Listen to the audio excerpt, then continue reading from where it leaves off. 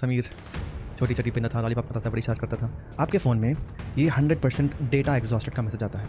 And this is one of those things जो आप अपने दोस्तों के पास डिस्कस कर सकते हो और बोल सकते हो क्या तुझे पता है, आज सिखाता हूँ। क्रिकेट में सिर्फ यू आर अलाउड टू बोल only till here, odd ear sounds like odd ear. अगर आपको एग्जाम में दिख जाए ऑड ईयर तो that's the right answer. And Latin sounds like latrine. भरोसे वाले ही अक्सर नॉट, सब लोग, सब तार लगे हुए, subordinate to the wishes of another person. अगर आप ये QR स्कैन करोगे ना तो you will find a company which has made financial statement specifically for SEBI. अगला एपिसोड का नाम है घंटे का auditor. Tell me, why do you rely on this message? Do you actually check if you have actually consumed 1.5 जो भी आपका pack है?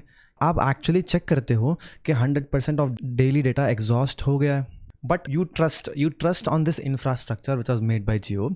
क्यों? Why do we rely on this message? Why do we never question it?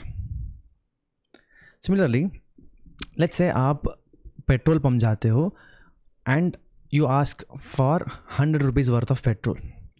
The operator, जो fuel dispenser होता है, उसका जो operator होता है, he tells you, sir, 0 देख लीजिए, and then he proceeds to pour the petrol. Tell me something. Machine में ऊपर दिखाता है कि 100 रुपीज़ वर्थ ऑफ पेट्रोल पोर किया जा रहा है, बट व्हाट इफ उन लोगों ने ऐसा कुछ सेट कर लिया है कि 100 आपको डिस्प्ले में दिखाए, लेकिन actual output of petrol is only 80 rupees worth. Is it possible? Yes, it is very much possible, right? क्योंकि at the end of the day it's just code, right? So हम, like the question we asked here, why do we trust on this? Similarly, why do we trust on this fill dispenser? What makes this machine reliable? Why do we trust this machine? ठीक है? Reliable का मतलब भरोसेमंद। भरोसे वाले ही अक्सर भरोसेमंद होते हैं, ठीक है? So which brings us to the introduction of our series.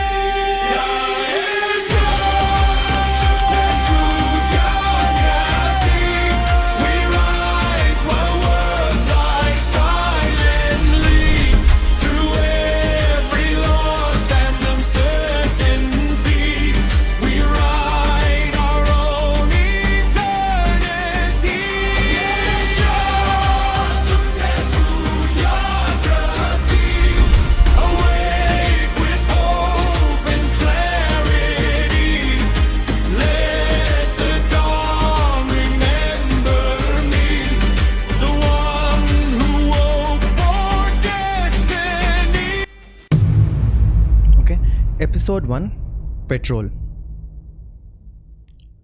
Okay, so आप फिल डिस्पेंसर मशीन को क्यों ट्रस्ट करते हो? इसलिए ट्रस्ट करते हो कि there is something called state weights and measures department जो इंस्पेक्ट करता है these machines. What they do, they enter amount and they check if actually the output is also 100 rupees worth. Okay, similarly मैंने आपको और एक question पूछा था कि अगर आपका फ़ोन में डेली डेटा एग्जॉस्ट हो जाता है तो आपको एक मैसेज आता है। Who checks that infrastructure? Why do you rely, why do you trust on, why do you have a trust on that metering and billing system? है ना, यहाँ पर देखो, this was issued in year 2006 by telecom regulatory authority of India, TRAI. And they have notified some auditors who check these things. One of them is SR Batley and Associates. This is basically EY, Big Four.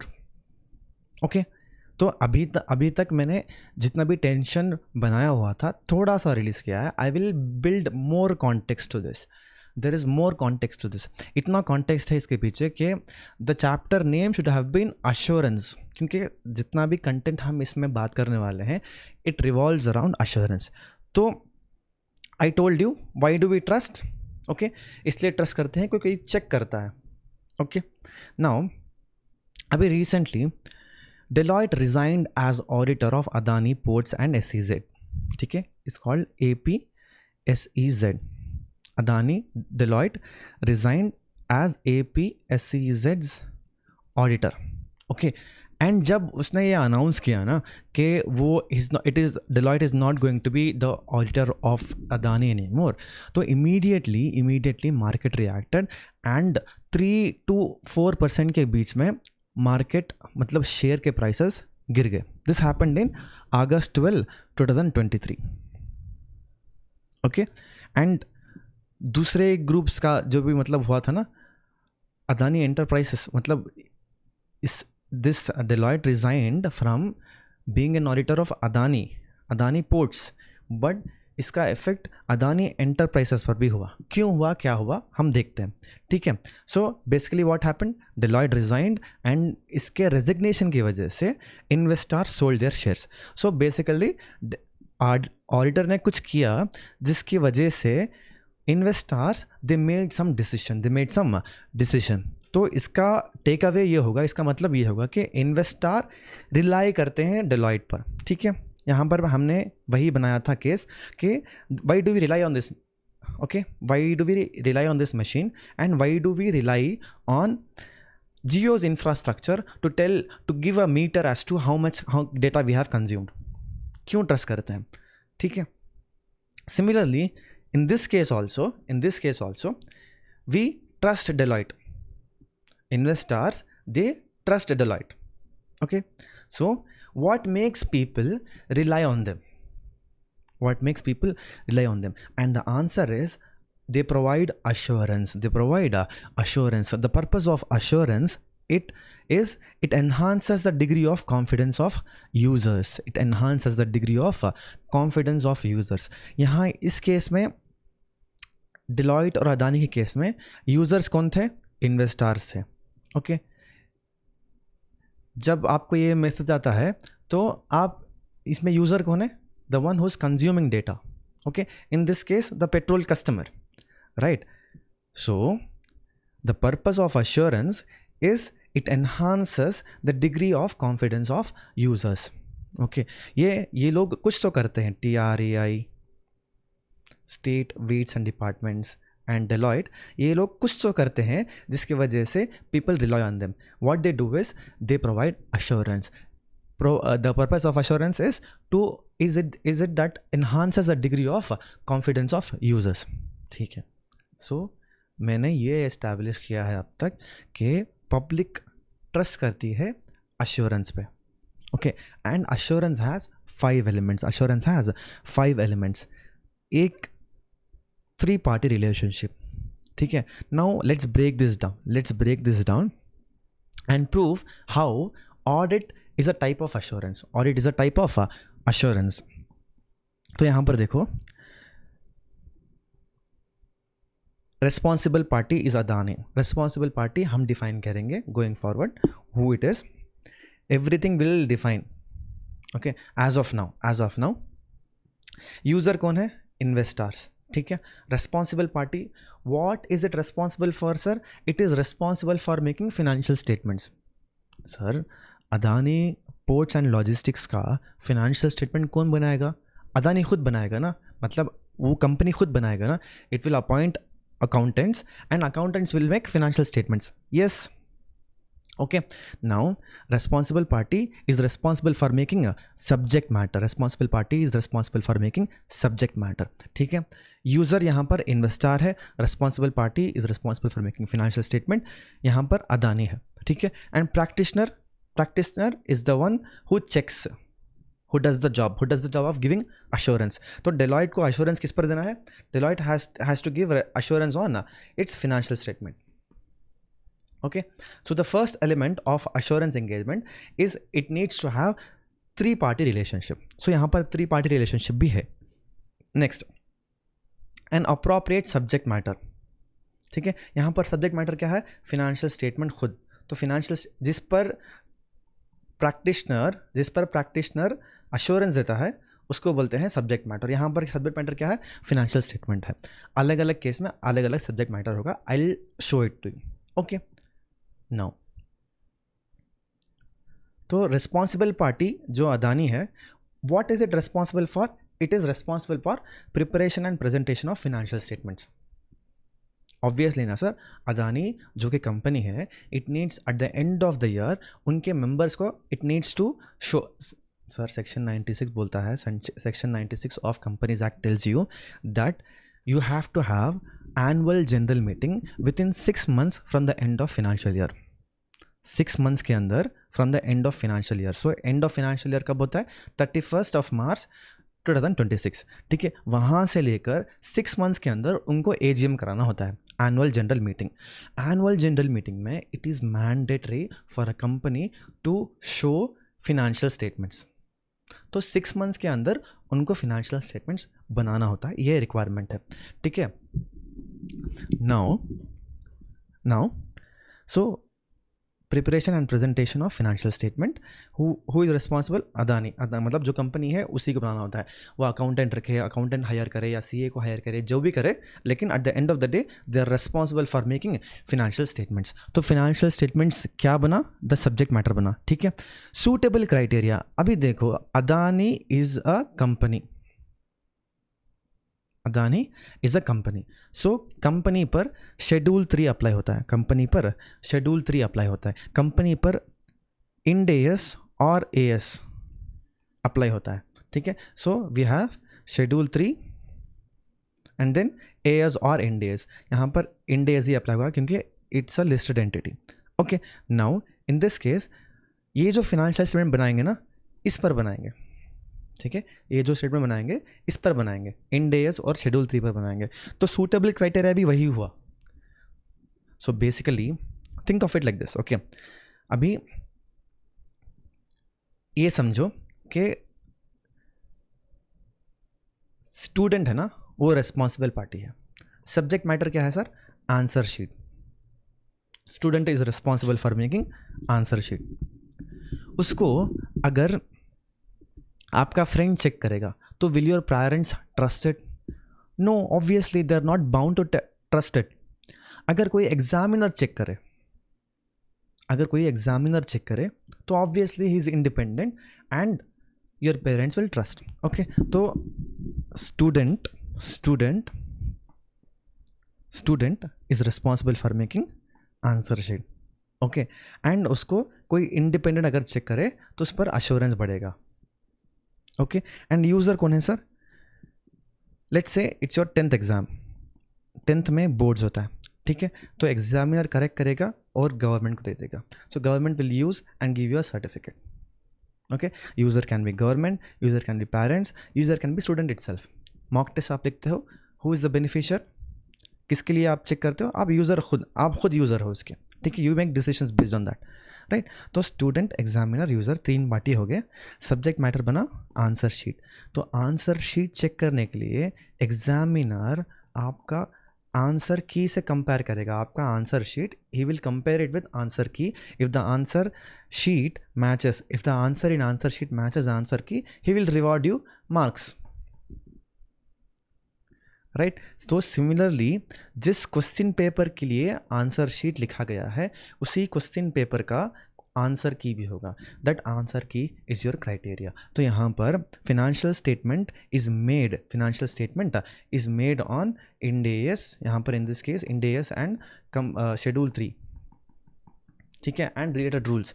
तो auditor क्या, practitioner क्या करेगा? Practitioner इस जो financial statement जो बनाया हुआ है ना, सब्जेक्ट मैटर जिसको हम चेक करने वाले हैं, हम इस पर चेक करेंगे, यही आंसर की होगा. तो लेट्स से इंड AS बताता है कि अमाउंट 2000 में रिकग्नाइज होगा. अगर इसमें लिखा है 20,000 रुपये तो हम बोल देंगे रॉन्ग है. एज पर फ्रेमवर्क ये बोलता है कि 2000 होना चाहिए, लेकिन एज पर फिनेंशियल स्टेटमेंट उन्हें 20,000 लिखा हुआ है, तो ये रॉन्ग है ना. तो we have to compare the subject material with a suitable criteria. ठीक है, एंड जब हम कंपेयर करेंगे तो हमको ऑडिट एविडेंस मिलेगा. Sufficient appropriate evidence. सफिशिएंट का मतलब क्वांटिटी एंड अप्रोप्रिएट का मतलब क्वालिटी. हम इसका भी अलग से डिस्कशन करेंगे. अभी के लिए ऊपर से जा रहे हैं हम लोग. ठीक है, now financial statement. Look at this financial statement. Financial statement में इन्वेंट्री लाइन आइटम है 5 करोड़. इन्वेंट्री 5 करोड़, ठीक है। ऑडिटर क्या करता है, to verify this he attends physical count, physical count attend करता है, जब फिजिकल काउंट होता है ना वहाँ पर अटेंड करता है, और and he takes pictures, and he takes pictures, ठीक है, ठीक है। Pictures are, in this case pictures are evidence. ऐसे हम अग्रीमेंट्स लेंगे, इनवॉइसेस लेंगे, पीडीएफ फॉर्मेट में लेंगे, बहुत से फॉर्मेट्स में लेंगे, लेकिन जो भी कलेक्ट करते हैं ना टू मेक कंक्लूजन्स, हम ये अब देखो we checked, we made a physical count, तो हमने चेक किया कि 5 करोड़ का माल उसमें है, ठीक है। तो हम क्या करेंगे, प्लांट का फोटो लेंगे एंड टैग्स का, जो प्रोडक्ट में टैग्स लगा होता है ना, so let's say this a purse जिसमें टैग लगा हुआ है, तो we will go and take a picture of that, okay. All these pictures are evidences, so sufficient appropriate evidence भी हम लेंगे, and then at the end we will give an assurance report, ऐसे ही लगता है, this is a auditor's report given on Reliance Industries Limited। उनके website पे अगर जाओगे आप तो you will find Reliance annual report 24-25। So at the and हम क्या करते हैं, रिपोर्ट देते हैं। सो बेसिकली अश्योरेंस के 5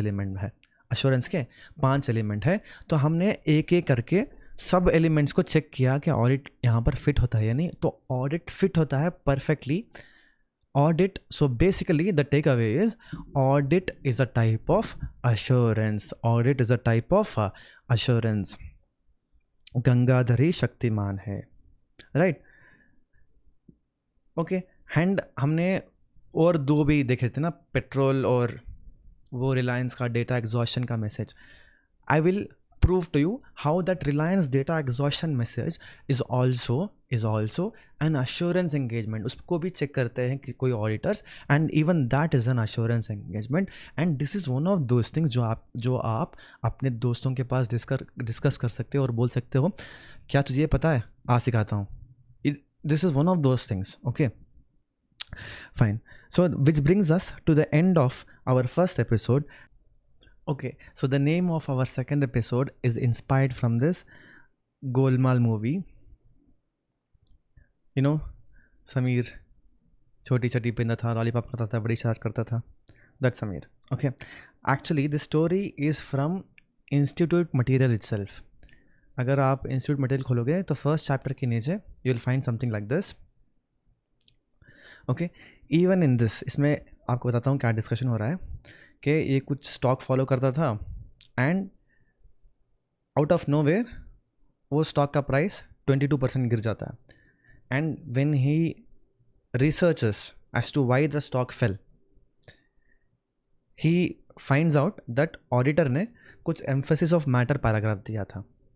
ऑडिटर ने ये नहीं बोला कि बुक्स आर बैड, मतलब बुक्स में खराबियां हैं, मतलब फिनेंशियल स्टेटमेंट्स में खराबियां हैं, फिनेंशियल स्टेटमेंट गलत है, ये नहीं बोला, बस ये लिख दिया कि एम्फेसिस ऑफ मैटर, बस एक मैटर पे एम्फसाइज कर दिया। इस वजह से मार्केट इतना ज़्यादा बड़ा करेक्शन कर गया। So at the end of the day take away of this story is also that merely because of a auditor's opinion market उस पर बहुत ज़्यादा रिलाई करता है, okay। And then origin of auditing, I want to teach you the origin of auditing। Timeline कैसा है, मतलब पहले कैसा था, आज के दिन ऑडिट किस शेप एंड फॉर्म में है, ठीक है। 4th century BC में ही Kautilya, there was someone called Kautilya, अपने बुक अर्थशास्त्र में, अर्थ मीन्स वेल्थ, शास्त्र मीन्स साइंस, सो अपने बुक अर्थशास्त्र में इन 4th century BC में उन्होंने अकाउंटिंग ईयर के बारे में, क्लोजर ऑफ अकाउंट्स के बारे में, checking of records in Asian India, मतलब ये सारे चीज़ों के बारे में लिख दिया था, ठीक है। सो तब से ही ऑडिट का कुछ फॉर्म तो था, ठीक है। And then came medieval period, and Latin there's a word called odd year, or it comes from Latin word odd year. पहले ज़माने में ऑडिटर्स बैठ के अकाउंट्स को सुनते थे, ठीक है, टू वेरीफाई करेक्टनेस, ठीक है. Audit comes from Latin odd year, ठीक है, यहाँ देखो ऑड ईयर, ठीक है. And it sounds like odd ear. This is one of those areas जो आपको MCQs में पूछे जा सकते हैं. तो you have to remember all this things. Odd ear sounds like odd ear. अगर आपको एग्जाम में दिख जाए ऑड ईयर तो that's the right answer. And Latin sounds like latrine. Okay, ठीक है. सो इफ यू से things like this, absurd things like this, you'll remember. That's the idea behind saying things like this. आप भी ऐसा कुछ कर सकते हो to memorize. Fine. And then came industrial revolution, ठीक है. industrial revolution 1860s 1800s में हुआ, ठीक है. growth of trade and business increased the need for independent checking of accounts. तो यहाँ पर देखो ज़्यादा से ज़्यादा बिजनेस होने लगे इन 1800s. तो अकाउंटेंट्स भी बढ़ गए, ठीक है. अकाउंटेंट्स अपना काम करेंगे अकाउंट करना, but someone needs to independently check them. So that's where the role of auditors came.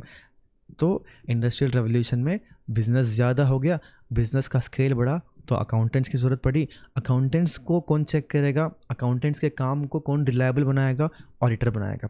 तो एंड देन इन 1860s में ही फर्स्ट ऑडिटर जनरल अपॉइंट हो गया ब्रिटिश इंडिया में, ठीक है. तो इसका नाम कुछ नहीं दिया गया, इवन फोटो भी नहीं दिया अपने टेक्स्ट बुक, इंस्टीट्यूट का टेक्स्ट बुक में. This is a colour photo of that person. I used AI to make this colour photo, ठीक है. एंड देन 1949 में तो यहाँ तक चार्टर्ड अकाउंटेंट्स ज़्यादा से ज़्यादा होने लगे. तो एवरीथिंग दैट इज़ इम्पॉर्टेंट, जहाँ पर भी आपको इम्पोर्टेंस लगेगा ना, तो उसको रेगुलेट करना मांगता है. Government regulates. For example banking एक इकोनॉमी के लिए बहुत इंपॉर्टेंट है, बैंकिंग एक इकोनॉमी के लिए बहुत इंपॉर्टेंट है, और इंश्योरेंस भी एक इकोनॉमी के लिए बहुत इंपॉर्टेंट है. इन 2008 जब डिप्रेशन आया, US में बैंक्स कोलैप्स कर गए. पहले बैंक्स कोलैप्स करके, जिसकी वजह से US कोलैप्स हुआ, इसलिए पूरा वर्ल्ड इकोनॉमी कोलैप्स हुआ. सो banks are that crucial, so bank needs regulation. Insurance company are very crucial, that's why they are regulated. Similarly, CAs are important for a company, for a country's growth. Therefore Indian government ने chartered accountants act निकाला 1949. Even this is relevant, ठीक है. Now present day and age में पहले जैसे ministers के काम को सुनते थे, अर्थशास्त्र में जैसा लिखा गया कि ऑडिट होता था, तो similarly present day and age में पहले किंगडम्स हुआ करते थे, उसको चेक किया जाता था. आज के दिन गवर्नमेंट्स के वर्क को दे someone called CAG, controller and auditor general, उसको CAG बोलते हैं, ठीक है, CAG, ठीक है. तो this was a brief introduction to what is audit, how it came from. Also यहाँ पर देखो ऑड ईयर है ना, audire has a same root word for audio and audience also, odd year, ठीक है. तो ऑडिटर ऐसा क्या करता है जिसकी वजह से इसके काम पर इतना ट्रस्ट होता है. So that's what we are going to see the definition of audit first. Okay, audit का डेफिनेशन ये है, audit is an independent examination of financial information of any entity, whether profit oriented or not, and irrespective of its size or legal form, when such an examination is conducted with a view to expressing an opinion thereon. मैं समझाता हूँ आपको क्या है, ठीक है. Audit है ना, इंडिपेंडेंट है. Imagine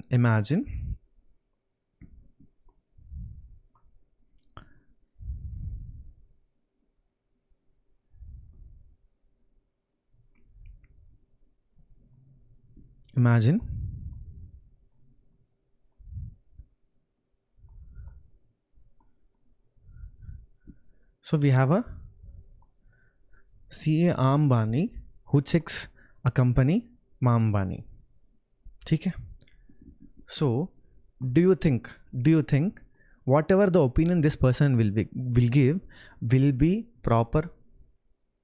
It won't be because related है और इन दोनों का interest है इसमें. तो therefore this person will not be able to give a proper opinion. ठीक है. Let's say I own shares of Reliance Industries Limited and I am appointed as auditor. ठीक है. You can say sir section 140 में disqualification है, section 140 section 139 ऐसा कुछ है, disqualification है जिसमें आप डिस्क्वालीफाई हो जाएगा. लेट्स से वो डिस्क्वालिफिकेशन नहीं था. Okay, so I got appointed as auditor. Now I have invested 1 crore rupees in Reliance industries limited. In that case I saw something, मैंने कुछ देखा, ऐसा कुछ इन्फॉर्मेशन देखा जिसमें लग रहा था कि अगर मैं ये इन्फॉर्मेशन में ओपिनियन में लिख दूं कि ऐसा ऐसा है तो it will cause stock market collapse, जैसा हमने देखा वो एग्जाम्पल में, समीर के एग्जाम्पल में. तो similarly something like that can also happen. इस वजह से मैं वो इन्फॉर्मेशन नहीं दूंगा, मैं क्लीन ओपिनियन दे दूंगा. ठीक है, clean opinion will not result in any adverse effect and emphasis of matter ऐसा कुछ नहीं डालूंगा मैं. एंड एवरीथिंग विल बी सब चंगासी. तो it is just because I have shares in that firm, so I'm not independent, I'm not independent. ठीक है. सो auditor का इंडिपेंडेंट होना बहुत इंपॉर्टेंट है. ठीक है. So audit is an independent examination, independent examination. ठीक है. हम इसका डेफिनेशन भी देखेंगे, व्हाट इज इंडिपेंडेंट, इसका डेफिनेशन भी देखेंगे. इंडिपेंडेंट एग्जामिनेशन, यहाँ पर देखो वो हाथ में मैग्नीफाइंग ग्लासेस रखा हुआ है, तो इज एग्जामिनिंग. ठीक है. Independent examination of historical financial information, किताब में लिखा है financial information, but you can remember it as historical financial information also. मैं आपको प्रूव करूँगा कैसे. ठीक है. तो फिनेंशियल इन्फॉर्मेशन का मतलब क्या होता है यहाँ पर, in this case we have balance sheet, we have P&L, we have cash flow statement. ठीक है. Independent examination of financial information whether profit oriented or not, यहाँ पर नहीं है उसका. ठीक है. Profit oriented, non profit oriented. ठीक है, यहाँ पर वो भी है. Irrespective of its legal form, NGO हो सकता है, स्टार्टअप हो सकता है, गवर्नमेंट हो सकता है, क्या जो भी हो सकता है, इर्रेस्पेक्टिव ऑफ इट्स साइज और लीगल फॉर्म. ठीक है, legal form. And where such an examination is conducted to provide an opinion thereon. यहाँ पर ये opinion बोल रहा है. ठीक है. Okay, now this is the definition and I will now teach you how to memorize the definition of independent. ठीक है. The definition of independent, meaning of independent is not subordinate to the wishes or direction of another person who might have engaged him. ठीक है. That अभी मैंने बताया ना कि C. Ambani and Mambani, C. Ambani can be influenced to give a opinion. Similarly हमने वो example देखा था जहाँ पे मैंने 1 crore worth of Reliance industries limited के शेयर्स रखे थे. तो therefore if I will not give, so I am subordinate to the wishes और डायरेक्शंस ऑफ अनदर पर्सन. ठीक है. Now how to memorise this not subordinate, इसका हमने memory palace बना दिया है ना यहाँ पर. Can just think of it like this and you will memorize everything. ठीक है. Not subordinate to the wishes और direction of another person who might have engaged him. इसको हम कैसे याद करेंगे, यहाँ पर देखो, मेमोराइज दिस पिक्चर. ठीक है. एवरी पर्सन, सब लोग यहाँ पर ऑर्डिनेट हैं, इन पर तारे लगाए हुए हैं, सब लोगों पर तार लगे हुए हैं. इस पर्सन पर देयर इज नो तार, सब पर तार लगे हैं, यहाँ पर तार नहीं है. ठीक है. यहाँ पर तार नहीं है. सब ऑर्डिनेट, सब तार, सब ऑर्डिनेट. ठीक है. सब ऑर्डिनेट. नॉट, यहाँ पर देखो एक्स है ना, एक्स, नॉट सब ऑर्डिनेट. यहाँ पर देखो इसको W बना दो, WISHES, विशेस. सो क्या बनता है डेफिनेशन, नॉट सब लोग, सब तार लगे हुए हैं, subordinate to the wishes of another person. So इसको ऐसे भी याद कर सकते हैं। Okay, this is called memorizer. मैंने मेमोराइजर एक फुल चैप्टर का अपने टेलीग्राम चैनल पे डाला हुआ है, you can go and check. Okay, so now we learn what is an audit. First हमने प्रूव किया कि audit is a type of assurance, and then we learn what is the meaning of audit. Now ये है हमारे चाचा, ठीक है, Sameer has a chacha, and chacha wants a loan, so he goes to a bank, and bank बोलता है कि आप अपना फिनेंशियल स्टेटमेंट्स लाओ 2 साल का, लेकिन फिनेंशियल स्टेटमेंट के साथ आपको ऑडिटर का रिपोर्ट भी लाना होगा कि ये जो फिनेंशियल स्टेटमेंट्स बनाया है ये रिलायबल है। ठीक है, ऑडिटर फिनेंशियल स्टेटमेंट पूछ रहा है लास्ट 2 ईयर्स का। ओके, तो चाचा पूछते हैं कि मूर्ति अकाउंट्स बनाता है, ये काफ़ी नहीं है? तो समीर बोलता है मूर्ति अकाउंट्स रखता है, ठीक है। Auditor is someone else, auditor is someone who checks them independently and gives an opinion. Auditor is someone who checks them independently, ये अकाउंट को चेक करता है independently and give an opinion. तो चाचा पूछते हैं चेक्स व्हाट एग्जैक्टली, चेक क्या करते हैं? हर चीज़, everything. Which sets up our premise for next episode. Episode 3 है scope। ठीक है, scope समझने से पहले I want to teach you something about applicable financial reporting framework। ठीक है, ये जो वर्ड है बार बार ऑडिट में आएगा। Even in the relevance of this chapter we will read applicable financial reporting framework। तो मैं आपको पहले समझाना चाहता हूँ कि एप्लीकेबल फिनेंशियल रिपोर्टिंग फ्रेमवर्क है क्या। ठीक है, applicable financial reporting framework is a framework adopted by management. Management इसको अडॉप्ट करती है, यूज़ करने के लिए for preparation and presentation of financial statements, based on nature and objective. तो ऐसा फ्रेमवर्क जो मैनेजमेंट अडॉप्ट करती है, किस लिए अडॉप्ट करती है? So that it can prepare financial statement को प्रिपेयर करने के लिए it adopts a framework. For example, अभी हमें अदानी का केस देखा था, तो in that case Adani's management would adopt Ind AS and schedule 3, सभी के कुछ रूल्स हैं। तो ये सारे इसको हम फ्रेमवर्क बोलेंगे। तो ये फ्रेमवर्क को मैनेजमेंट क्या करेगी? अडॉप्ट कर लेगी for preparation and presentation of financial statements. And ये जो अडॉप्शन होता है it depends based on nature and objective. हमने नेचर अभी देखा, जो उस पर क्योंकि वो लिस्टेड एंटिटी है उस पर इंड AS अप्लाई होगी, क्योंकि वो कंपनी है इसलिए शेड्यूल 3 अप्लाई होगी, शेड्यूल 3 ऑफ कंपनीज एक्ट। क्योंकि वो लिस्टेड है सेबी के कुछ रूल्स अप्लाई होंगे।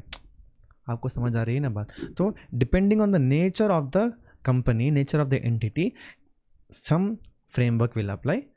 ठीक है, सो फॉर एग्जांपल मैंने बताया कि बैंकिंग भी ऐसा एक एरिया है, सेंसिटिव एरिया है, जहाँ पर हाई रेगुलेशन होता है, बहुत ज़्यादा रेगुलेशन होता है। तो इलेक्ट्रिसिटी कंपनी भी एक ऐसा एरिया है जहाँ पर हाई रेगुलेशन होता है। तो for these companies Ind AS schedule 3 apply नहीं होती। ठीक है, ऑल्दो इट्स अ कंपनी, यहाँ पर बैंकिंग रेगुलेशन एक्ट अप्लाई होता है, बैंकिंग रेगुलेशन एक्ट। ठीक है, यहाँ पर there is something for insurance, there something called IRDA, insurance regulation and development authority act, ऐसा कुछ है। ठीक है, बहुत सारे चीज़ें हैं। So that depends on nature. तो since this is a listed company, यहाँ पर सेबी का कुछ रूल्स अप्लाई होगा। अदानी के केस में कंपनी है इसलिए कंपनीज एक्ट अप्लाई होगा, लिस्टेड है इसलिए एंटिटीज इंड AS भी अप्लाई होगा। तो depends on nature, what nature the company the type what is the nature of the company, इस पर भी निर्भरित है कि वो कौन सा financial reporting framework अडॉप्ट करेगा। And then there's something called objective. I'll show you what is objective. ठीक है। Objective, who it is for, किस लिए बना रहे हैं हम, मैनेजमेंट बना रहे हैं, नहीं मैनेजमेंट बना रहा है ना, मैनेजमेंट बना रहा है, किस लिए बना रहा है, किसके लिए बना रहा है, पर्टिकुलर यूज़र्स के लिए बना रहा है या जनरल यूज़र्स के लिए बना रहा है। फॉर एग्जांपल अगर एजीएम में रख रहा है ना, अगर एजीएम में फाइनेंशियल स्टेटमेंट रख रहा है तो it is being made for general users. अगर लेट्स से बैंक, वो they go to a bank and bank says make a cash flow statement, I am not interested in your profits. Profit accrual system पर बनता है and accrual system is one such system जहाँ पर बहुत सारे chances है window dressing के लिए। तो what you do is you make a cash flow statement, you make a cash flow statement, लेकिन मैं बना के दूंगा रूल्स, मैं बोलूँगा कि ऐसा ऐसा ऐसा बनाना है, ठीक है, फॉर पर्टिकुलर यूजर्स, वो मैं सिर्फ मैं यूज़ करेंगे, ठीक है। आप रेगुलरली कैश फ्लो स्टेटमेंट बनाते हो, I don't want that, I want something else, it is for me only, particular users, ठीक है। तो मैनेजमेंट अपने फिनेंशियल स्टेटमेंट बनाने के लिए if it is making for general users, वो जो मैंने बताया था ना, Ind AS, it is a general purpose framework, सबके लिए बनाते हैं, ओके। शेड्यूल 3 ये सभी। तो पर्टिकुलर यूज़र्स अपने कुछ रूल्स देंगे, तो इसलिए बनाते हैं, ठीक है। तो अगर जनरल यूज़र के लिए बनाते हो तो उसको बोलते हैं general purpose financial reporting framework, GPFRF। और जो फिनेंशियल स्टेटमेंट्स बनता है उसको बोलते हैं जनरल पर्पस फिनेंशियल स्टेटमेंट्स।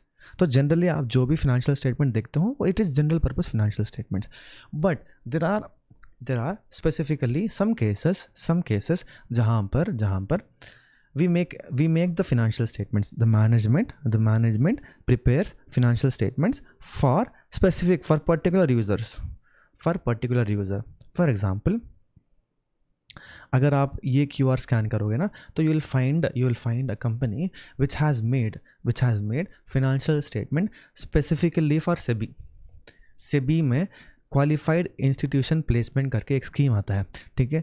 सिर्फ उसके लिए वो उन्होंने क्या किया है, सिर्फ QIP के लिए, सिर्फ सेबी को देने के लिए they have made a financial statement based on rules provided by SEBI. तो कौन रूल प्रोवाइड करता है ये मैटर नहीं करता, किसके लिए बना रहे हैं हम किसके लिए बना रहे हैं, यहाँ पर सेबी के लिए बना रहे हैं। अगर हम फाइनेंशियल स्टेटमेंट AGM में रखने के लिए बना रहे हैं तो it means we are keeping it for general public, general users. तो in that case it becomes general purpose financial reporting framework and standard on auditing applies to both general purpose financial statements as well as special purpose financial statement. लेकिन special purpose financial statement तो जो भी audit standards होंगे ना, SA 200 से लेकर 700 तक सब इस पे भी अप्लाई होती है, ठीक है। लेकिन there are some special points in SA 800, ये सब इस पर अप्लाई होती है, लेकिन स्पेशल पॉइंट्स SA 800 में दिया गया है जो आपके CA इंटर के सिलेबस में नहीं है। It is a CA final business. Inter में 200 to 700, तो 200 to 700 it applies to both, okay, ठीक है। So I pose you a question before the start of this chapter. Chacha was asking कि check करता है someone who independently checks and gives an opinion. क्या check करता है? Everything. Does he check everything? So this was the question we started this episode on. So which brings us to the concept of scope of audit. क्या check करता है? So this concept is answering that question. All right. See this picture. This is the scope of bowling in cricket. Cricket में सिर्फ you are allowed to bowl only till here. Correct? You are allowed to bowl only till here. Can you bowl a ball here and then bring it here? कोई turn कर सकता है ball यहाँ पर डाल के यहाँ पर ला दिया. Will it not be a dead ball? It will be a dead ball, right? इसको स्कोप का मतलब कहाँ तक, till to what extent we cover something, ठीक है। Bowling covers only this part, okay. So scope of audit किस चीज तक कवर करता है, ठीक है।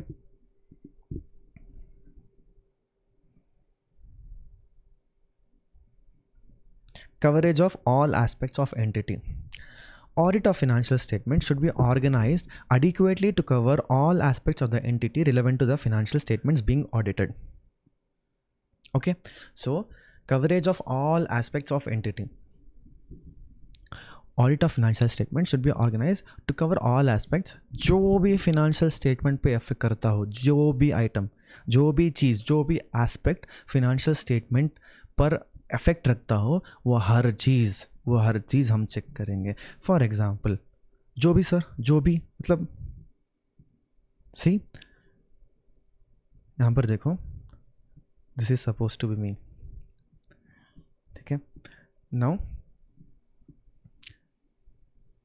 auditor is asking, Murthy, before I look at your books, tell me how you make these shoes. तो ये जो बिजनेस है जिसका हम ऑडिट कर रहे हैं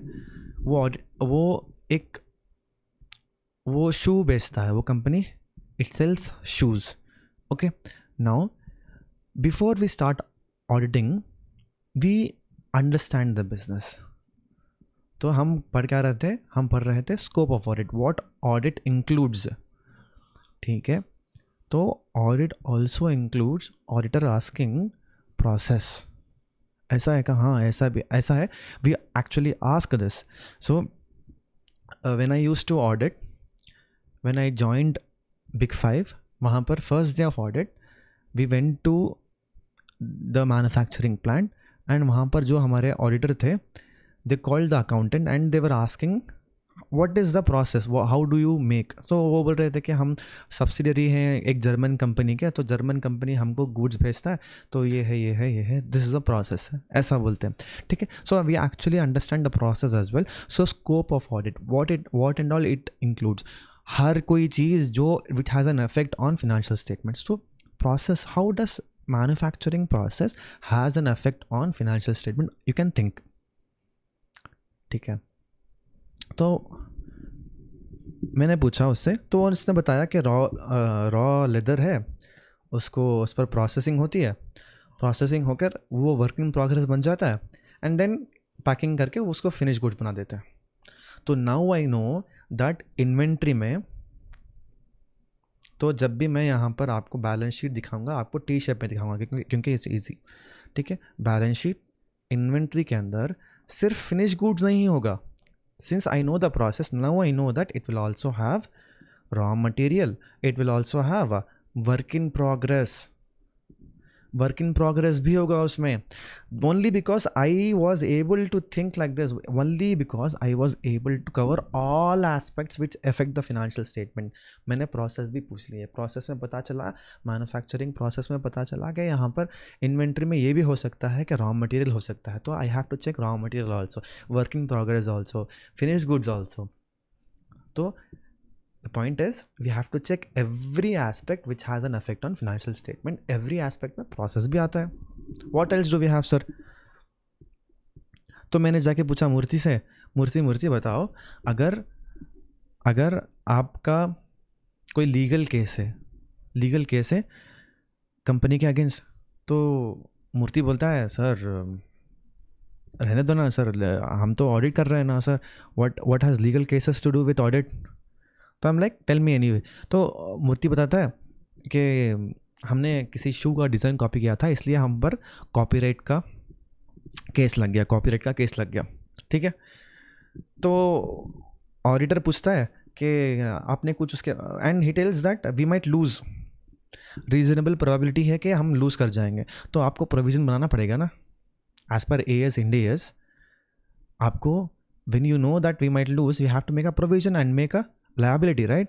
ये तो कंटिंजेंट लायबिलिटी भी नहीं है, ये एक्चुअल लायबिलिटी है विच हैज़ क्रिस्टलाइज्ड. तो हम पर एक ऐसा क्लाउड मंडरा रहा है जो लायबिलिटी कभी भी फूट सकता है, तो we have to recognize it in our books. तो इफ़ वी रिकग्नाइज हमारे एक्सपेंसेस बढ़ेंगे, हमारे प्रॉफिट रिड्यूस होंगे. ठीक है, now our profit is overstated just because they have not recognized an expense, है ना. तो we ask this also, yes we ask this also.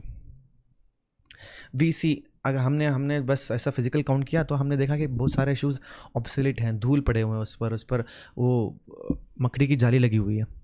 तो वी थिंक ये तो ऑब्सोलीट है, इसका वैल्यू फुल वैल्यू में कैसे लगा रखे हैं इन्होंने, इन्वेंट्री में वैल्यूएशन में वी विल मेक डाउट्स. तो बहुत सारे चीज़ें हैं. So we said cover all aspects that have an effect on financial statements. ठीक है. तो यहाँ पर देखो हम पूछ रहे हैं कि मूर्ति आपको प्रेशर कुछ है हायर प्रॉफिट्स दिखाने के लिए, तो उसके पसीने छूट रहे हैं. ठीक है. तो हम ये भी पूछते हैं सर. हाँ सर, ये भी पूछते हैं. तो he wants loan. So loan के लिए ऐसा होता है कि प्रॉफिट बढ़ा के दिखाओ. प्रॉफिट कैसे बढ़ेगा? रेवेन्यू से बढ़ेगा. तो हम we are trying to make guesses as to where and all in financial statements में, P&L में, रेवेन्यू में नंबर बढ़ा के दिखा जा सकता है. हमने ये फाइंड आउट किया इस क्वेश्चन को पूछ के. Okay. So even this is included in audit? Yes, because it has an effect on financial statement. Even this? Yes, because it has an effect on financial statements. Even this? Yes, because it has an effect on financial statements. Even this? Because yes, because it has an effect on financial statements. See, everything which has an effect on financial statements, we cover. So scope of audit में first point आया coverage of all aspects of entity. ठीक है. What else? What else do we? तो यहाँ पर देखो पुणे में ये पोर्शे वाला केस हुआ ना. पुणे में ये पोर्शे वाला केस हुआ. ओनर के बेटे पर लीगल केस हो गया.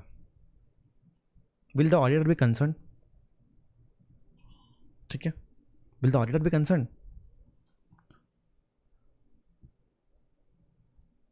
ऑडिटर विल लाइक हटा यार, मटर पनीर पे कॉन्सेंट्रेट करो, है ना. So and one more example. Kabir's chacha, his name is in files. आपको पता है what files this is? It's a dash dash dash deducted है ना. What files this is? So उसमें उनका नाम है, चाचा का उसमें नाम है 16 फाइल्स में. ठीक है. Is auditor concerned? No, auditor is not concerned. यहाँ पर भी ऑडिटर इज नॉट कंसर्न. यहाँ पर भी auditor is not concern. We are concern with only those items which have an effect on financial statements. और क्या? We saw the first point. Now the second point. We know that financial statements are made from trial balance. Trial balance are made from ledgers. Ledgers are made from journals. Journals are made from source documents. Journals are made from source documents. Sir, what if the source document itself has errors or fraud? Can the company do fraud in source document itself? Yes. So how can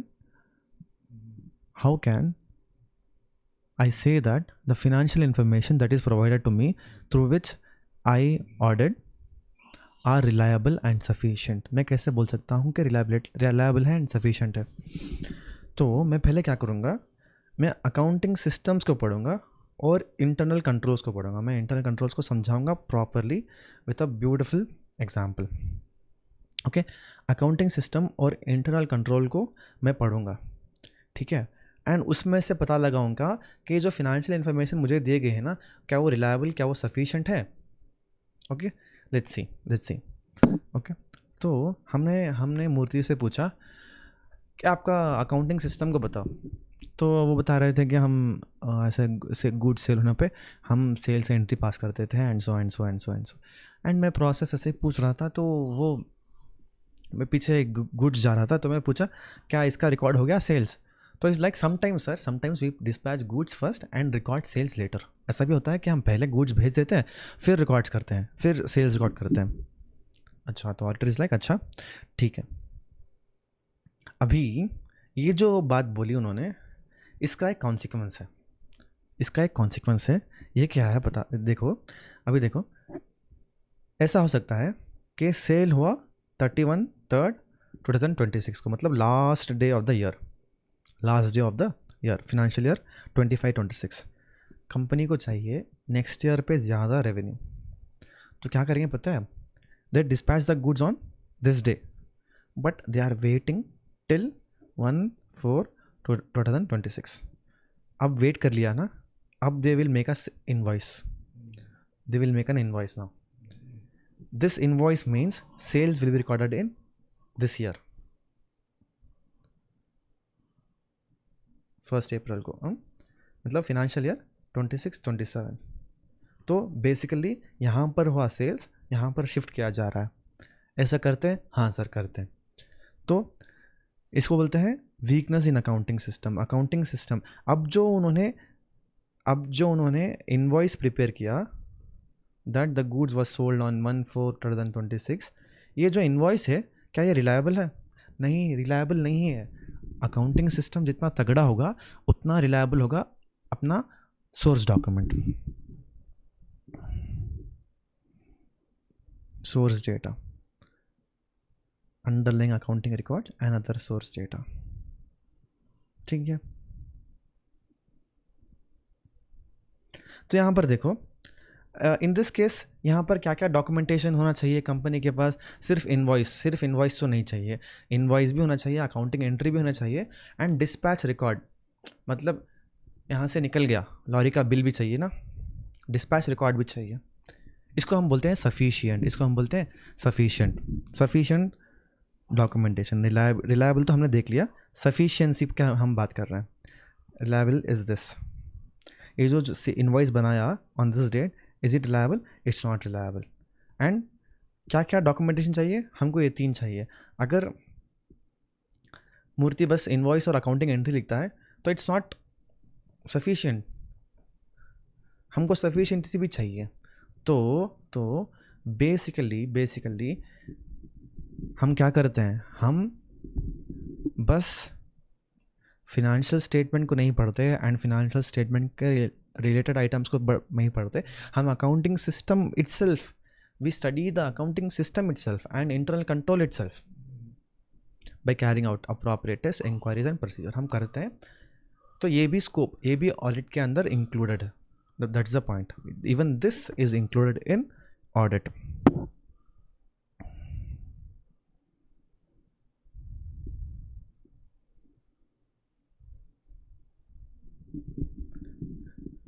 तो एक example देखो, weakness in internal control. तो यहाँ पर हमारे जो accountant है ना Murthy, he does everything, recording, cash payment. तो यहाँ पर देखो अकाउंट पेबल है, this is account payable account. He has the power to make entry in this account as well as he has the power to sign on checks पे वो sign कर सकता है. And he has also power to make entries in record, make entries in account book. Sir ऐसा भी होता है कि हाँ चेक बुक में अकाउंटेंट साइन करता है? हाँ, okay, let's say he is CFO, ऐसा समझ लो ना. CFO के पास होगा? नहीं होगा, डेफिनेटली होगा. ठीक है, तो इसके पास पावर भी है कि वो अकाउंट पेबल में एंट्री करे. ठीक है, तो वो क्या करता है? Entry account payable, account debit to bank. Account payable is a liability, उसको रिड्यूस कर रहा हूँ by giving payment through bank. ठीक है, तो वो बैंक लिख दिया. ठीक है, लिख के क्या किया? चेक ना अपने बेटे के नाम पे साइन कर लिया. ओके, मूर्ति जूनियर के नाम पे ही signed and got the payment. ऐसा हो सकता है? हाँ, ऐसा हो सकता है. This is based on a real experience. यहाँ पर एक कंपनी है जहाँ पर ऐसा fraud to the worth of 14 crores. They did a fraud like this to the tune of 14 crores over a span of 10 years. 10 years के बाद पकड़ा गया वो. ठीक है, इसको बोलते हैं सेग्रीगेशन ऑफ ड्यूटीज़. एक ही पर्सन ये ड्यूटी भी कर रहा है, ये ड्यूटी भी कर रहा है, इसको सेग्रीगेट नहीं किया. ठीक है, so there is no segregation of duties. तो इसमें जो हम पे हमारे हाथ में क्या लगेगा? अकाउंट पेबल का अकाउंट लगेगा. हम समझेंगे कि पेमेंट हो गया, तो हाँ पेमेंट हो गया. Will we check anything something else? We will not check something else. So when the accounting, when internal control is weak, the information itself, the financial information itself, the invoices, the account books, whatever they make, even those are not reliable and sufficient. So internal control को सही होना पड़ेगा. ठीक है. So we study internal control, we study accounting systems. इन सब चीज़ों पर स्टडी और असेसमेंट करने पर हमको क्या मिलता है? हमको ये प्रूफ मिलता है क्या कि ये जो अकाउंटिंग रिकॉर्ड्स बनाए ना, जर्नल, लेडजर, क्या ये रिलायबल एंड सफिशिएंट है? ये जो सोर्स डेटा, बिल्स, वाउचर्स, क्या ये रिलायबल एंड सफिशिएंट है? हमको ये वाला प्रूफ मिलता है इसके थ्रू. ठीक है. So even this is included in audit. Even this is included in audit. And proper disclosure of financial information, third point. ठीक है. Third point, the auditor should also decide whether relevant information is properly disclosed. Sir, financial statement में क्या क्या आता है sir? P&L, balance sheet, cash flow statement, and notes to accounts. Even notes to accounts is included in the definition of financial statements. ठीक है. The auditor should decide. तो हम notes भी चेक करते हैं. तो that's what is being said here. ठीक है. हम notes भी चेक करते हैं. तो we'll see that in detail. उसमें बहुत सारा भाषण दिया गया है. We'll see. तो we see if the disclosures are complete, properly disclosed. He should also keep in mind applicable statutory requirements in this regard. So bank audit में we have to also disclose something called NPA. So statutory requirements भी हमको देखने पड़ते हैं when we are checking notes to accounts. ठीक है.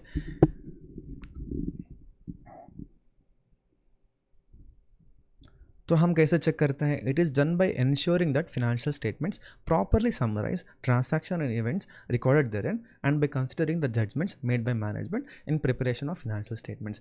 हम कैसे चेक करते हैं? हम ऐसे चेक करते हैं कि हम ensure करते हैं, we ensure that financial statements properly summarize transaction and events. हम देखेंगे साल भर में ये ट्रांसैक्शन हुआ, हम जाके नोट्स देखेंगे, वो जो इवेंट एंड ट्रांसैक्शन हुआ क्या वो भी डिस्क्लोज है properly?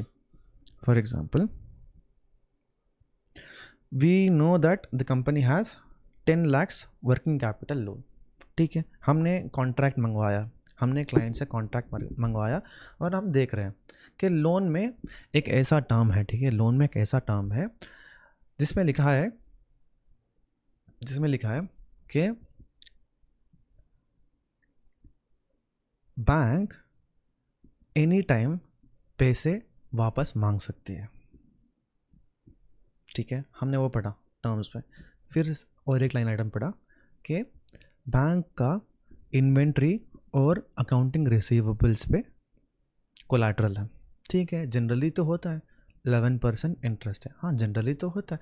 Every term is normal except that first term which is bank कभी भी पैसे पूछ सकता है.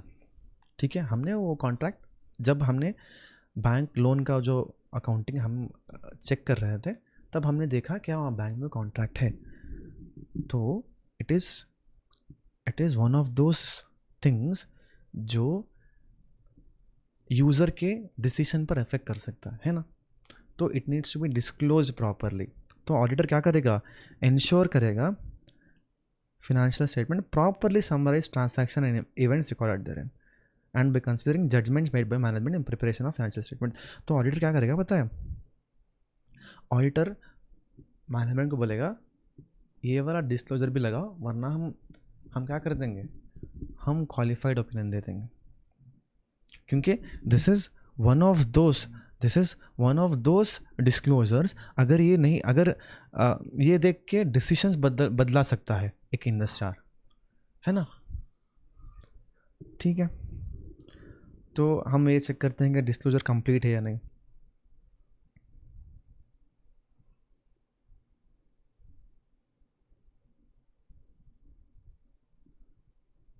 ठीक है. And we should also consider the judgments made by management in preparation of financial statements. ये जजमेंट है ना सर, जजमेंट बहुत पेचीदा खेल है सर। Judgment is very slippery slope है, क्योंकि जजमेंट्स में बहुत खेल सकते हैं, ठीक है। फॉर एग्जांपल मैं फर्स्ट ईयर मैंने क्या किया, SLM मेथड यूज़ किया। मैनेजमेंट बोलता है कि SLM सही मेथड है फॉर डिप्रिसिएशन। नेक्स्ट ईयर मैंने क्या किया, WDV बदला दिया, just because straight line method में कंसिस्टेंट डिप्रिसिएशन एक्सपेंस अमाउंट आएगी, और WDV में फर्स्ट ईयर ज़्यादा, second year, third year, fourth year कम कम होते जाएगा। मैं बदल रहा हूँ इसलिए क्योंकि मुझे प्रॉफिट मैनिपुलेट करना है। तो ये क्या हुआ सर, जजमेंट हुआ। जजमेंट है ना। सो जो AS NDS है, दे आर गिविंग ऑप्शंस कि आप SLM भी यूज़ कर सकते हो, आप WDV भी यूज़ कर सकते हो। Both are right. It is up to your judgment कि आप क्या चूज़ करने वाले हो, ठीक है। तो ये भी ऑडिटर को इंश्योर करना पड़ता है, ठीक है। एंड अभी मैनेजमेंट जजमेंट का बात कर रहे हैं हम लोग। मैनेजमेंट के जजमेंट में choosing of appropriate accounting policies भी हम चेक कर सकते हैं, क्या वो अकाउंटिंग पॉलिसी अप्रोप्रिएटली चूज़ किया है, कि वो नहीं बोल सकते कि मतलब it is up to our judgment कि हम कौन सा मेथड यूज़ करेंगे। And if they are consistently applied, we can check if they are consistently applied also. तो नोट्स भी चेक कर सकते हैं, we can also judgment check कर सकते हैं, ठीक है। And then if accounting policies, what accounting policies they have chosen, and then if they are consistently applied, हम सारा सब कुछ चेक कर सकते हैं। this is within the scope of audit, this is within the scope of audit। ये जो historical information का भाषण है हम चेक करेंगे बाद में, ठीक है। यहाँ पर इस पर एक क्वेश्चन भी है, choosing of appropriate accounting policies in relation to accounting issues is responsibility of management, do you agree, discuss the duty of auditor. तो यहाँ पर ये लिखेंगे हम लोग, ठीक है। अभी हमने देखा कि audit, what does audit include, now what audit does not include, ये चेक करेंगे हम, ठीक है। Auditors domain of competence, auditors domain of competence, auditor is not expected to perform duties outside his professional competence. For example, physical condition of sophisticated machinery cannot be determined by auditor। ये क्या बोल रहा है sir, machinery sophisticated है मतलब advanced है। तो हम अभी ऑडिट कर रहे हैं ये न्यूक्लियर प्लांट की, ठीक है। न्यूक्लियर प्लांट के बैलेंस शीट में in asset side you will find something called nuclear reactor। Nuclear reactor के अमाउंट में लिखा है 20 crores। Can auditor value it, क्या ऑडिटर के पास इतना कॉम्पिटेंस है कि वो एक न्यूक्लियर रिएक्टर को वैल्यू कर सके? नहीं, it is outside of his domain of competence, है ना। तो what he will do, he will keep an expert, he will employ an expert, and then वो बोलेगा कि वैल्यू करो। सो उसके कॉम्पिटेंस पे तो नहीं है ना। Suitability and useful life of buildings, civil structures require expertise of engineers, ठीक है। Such matters required specialized technical skill sets, ठीक है। Auditor is not an expert in authentication, auditor किसका ऑथेंटिकेशन सर? डॉक्यूमेंट्स। अभी देखो क्या हुआ पता है, सत्यम के केस में ऑडिटर को फैब्रिकेटेड डॉक्यूमेंट्स थमा दिए गए एंड ऑडिटर ने क्लीन ओपिनियन दे दिया। So auditor is not an expert in authentication of documents, ठीक है। Therefore genuineness of documents can not be conclusively authenticated by him. तो was he not guilty? He was guilty sir, but हम जब external conformation पढ़ेंगे ना तब मैं आपको पढ़ाऊंगा कैसे वो ही was guilty. He was not guilty because he was not an expert in authentication. उसको और कुछ करना था, उसने किया नहीं, तो उस पर 2 साल का ऑडिट बैन भी लगा दिया रजिस्टर्ड एंटिटीज़ पे। PwC was the auditor and उस पर 2 साल का बैन भी लगा दिया, ठीक है। So audit does not include ये सारे चीज़ें, स्पेशलाइज्ड आइटम्स का valuation, authentication of documents, this are outside of scope. तो हमने देखा ना, इनसाइड स्कोप ये है, आउटसाइड स्कोप ये सारे आइटम्स आउटसाइड ऑफ स्कोप है, ये सारे आइटम्स, ठीक है। Okay, audit is not an official investigation, or it is not an official investigation। क्या बोलना चाह रहा है सर ऑफिशियल इन्वेस्टिगेशन? तो आपके अगर टेक्स्ट बुक पे आप देखोगे ना तो ऐसा लिखा है, और it is not an official investigation, ऐसा लिखा है। तो एक्चुअली इंस्टीट्यूट ना दो डिफरेंट टाइप्स ऑफ चीज़ों के बारे में बात कर रहे हैं। यहाँ पर देखो ऑफिशियल इन्वेस्टिगेशन लिखा है, यहाँ पर बस इन्वेस्टिगेशन लिखा है। ऑफिशियल इन्वेस्टिगेशन का मतलब उनके पास स्पेसिफिक लीगल पावर्स होते हैं।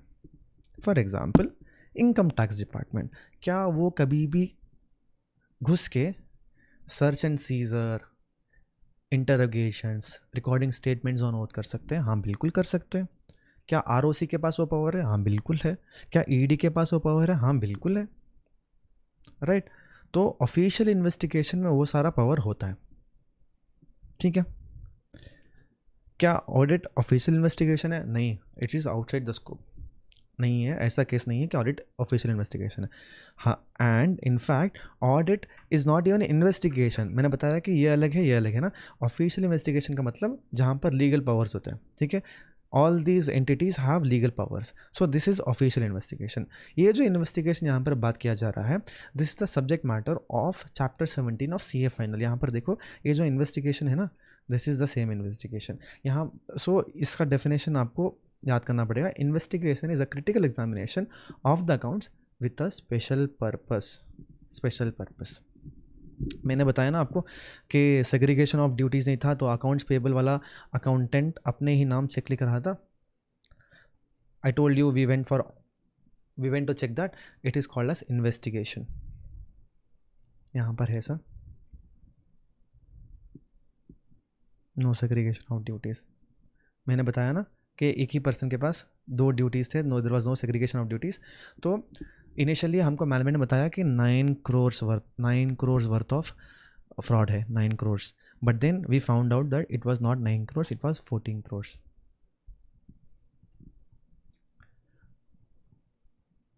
Okay, so audit is distinct from investigation, ये है इन्वेस्टिगेशन, ठीक है। For example, if fraud is suspected and it is specifically called upon to check the accounts whether fraud really exists, it takes the character of investigation। वही जो मैंने अभी बताया, ठीक है। This is the objective of investigation. Objective of audit मैं बताऊंगा letter episodes में, ठीक है। ठीक है, हमने अभी देखा कि ऑडिट अश्योरेंस प्रोवाइड करता है, ठीक है। Then we saw what is included in scope, then we saw what is not included in scope, ठीक है। Despite doing all this, despite audits, why do scams still happen? Every other day we see a new scam। तो यहाँ पर Rakesh exports का भी scam recently आया था, जून 3 को आया था, जून 3 2026 को, राकेश एक्सपोर्ट्स का, ठीक है। सो डिस्पाइट ऑडिट्स में हमको एश्योरेंस मिलता है, लेकिन स्कैम्स क्यों होता है, ठीक है। That is a question which we will discuss in our next episode। तो हमारा अगला एपिसोड का नाम है घंटे का ऑडिटर।